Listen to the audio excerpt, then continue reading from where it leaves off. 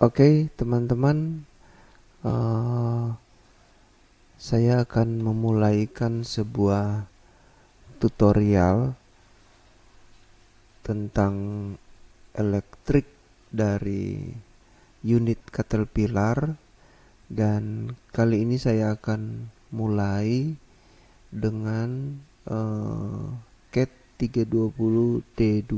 Ini adalah unit ekskavator yang ukuran sedang atau 20 ton.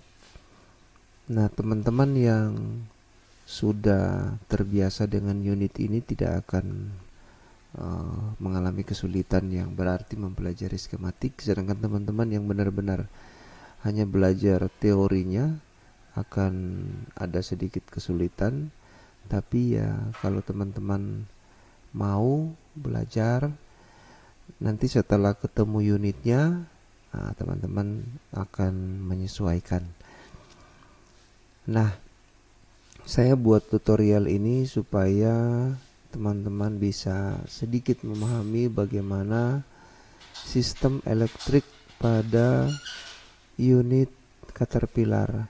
Karena teman-teman tahu bahwa dari sekian jenis unit alat berat, kemungkinan besar atau yang sering teman-teman temui adalah jika terjadi masalah pada unit alat berat, bisa dikatakan hanya Caterpillar lah yang sering menggunakan laptop untuk dikoneksikan ke sistem elektrik. Kemudian kita bisa mencari tahu problem yang terjadi pada unit tersebut. Sedangkan pada unit-unit yang lain sangat-sangat jarang menggunakan laptop atau komputer untuk memeriksa problem yang terjadi pada unit tersebut. Sedangkan Caterpillar sangat-sangat penting atau sangat-sangat bisa dikatakan harus menggunakan laptop untuk troubleshooting pada unit Caterpillar. Oke. Nah, teman-teman yang mau mulai belajar sistem elektrik pada unit Caterpillar, teman-teman boleh ikuti terus tutorial saya ini sampai selesai saya bahas dari part 1 ke part-part yang lainnya. Nah, di layar ini teman-teman lihat saya ambil sistem skematik elektrik pada unit Caterpillar ekskavator 320 seri 2 atau 320D2. Nah, saya tidak tampilkan di sini gambar unitnya.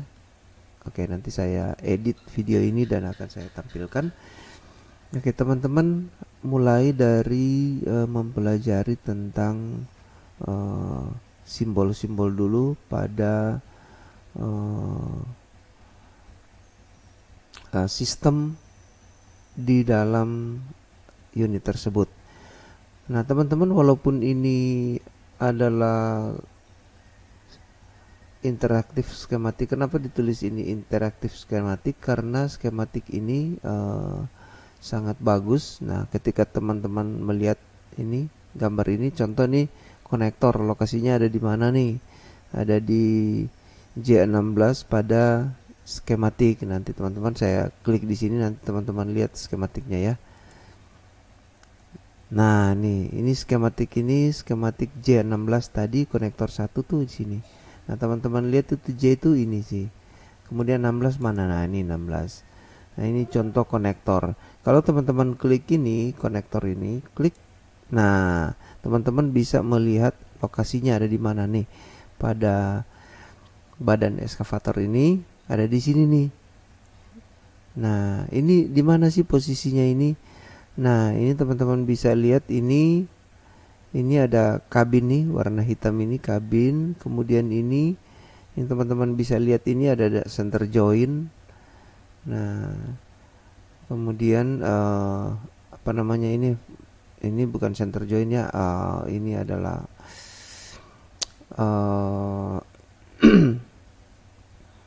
swing ini, motor swing ya, motor swing ada di sini. Kemudian kabinnya ada di sebelah sini. Ini berarti depannya ke sana ya, ke sana itu depannya. Ini boomnya ini. Nah, dia ada di sebelah sini, di belakang kabin ada di sebelah sini. Nah, ini contoh. Nah, jadi inilah yang disebut interaktif karena ketika kita klik kita bisa tahu posisinya. Jadi gampang sekali teman-teman untuk belajar. Nah, oke.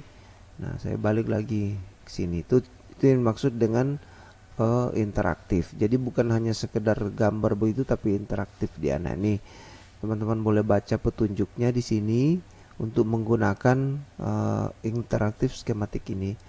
Saya memang akan memulai dari sinilah. Saya akan mulai untuk teman-teman belajar. Nanti saya akan menuju ke skematiknya ini. Nah, coba teman-teman lihat secara penuh skematik ini nampaknya bingung, rumit gitu melihat gambar ini. Tapi jangan khawatir. Ini akan sebenarnya dari sekian unit, bukan sekian unit ya, sekian jenis alat berat dari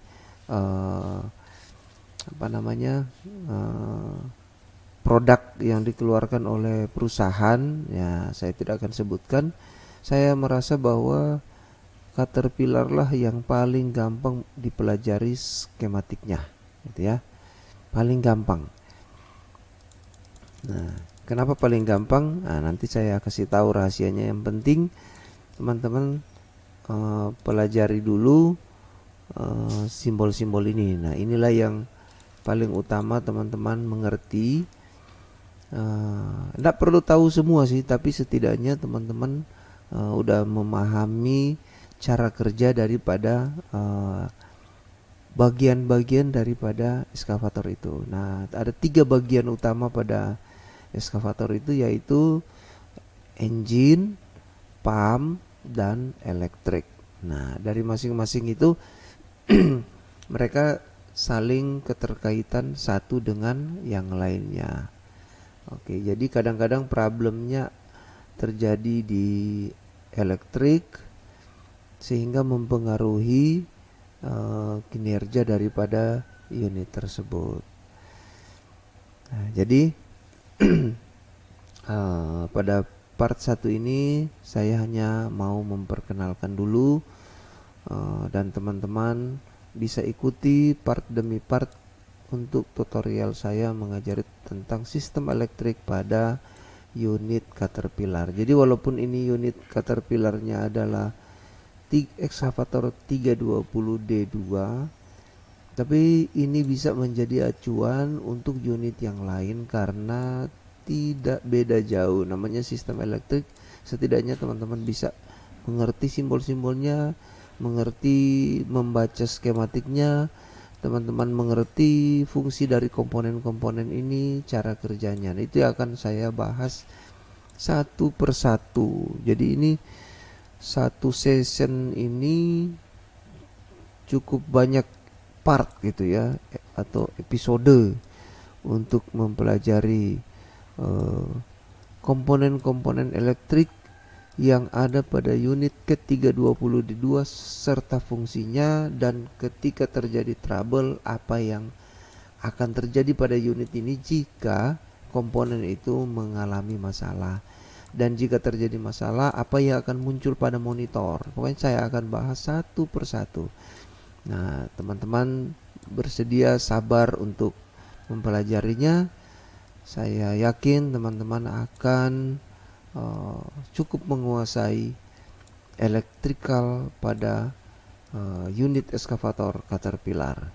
Kenapa ini sangat penting dan utama? Karena saya boleh katakan bahwa ketika suatu unit itu bermasalah, yang nomor 1 teman-teman pastikan bahwa elektrikalnya baik, elektrikalnya udah berfungsi dengan baik di semua bagian, barulah teman-teman memeriksa bagian-bagian yang lain. Kecuali memang udah jelas-jelas kayak boom patah, bucket pecah, ya otomatis tidak ada hubungan dengan elektriknya. Tetapi jika tiba-tiba lemah, tiba-tiba loyo, tiba-tiba ngedrop, ya pastikan sistem elektriknya dulu baik, baru kita cari tahu uh, problemnya di mechanical, electrical atau engine. Jadi tiga itu, tapi elektrik itu menjadi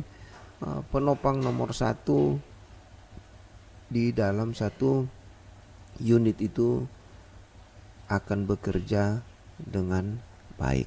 Oke, jangan lupa teman-teman subscribe channel ini supaya teman-teman boleh mendukung peningkatan atau pengembangan daripada channel saya ini. Terima kasih.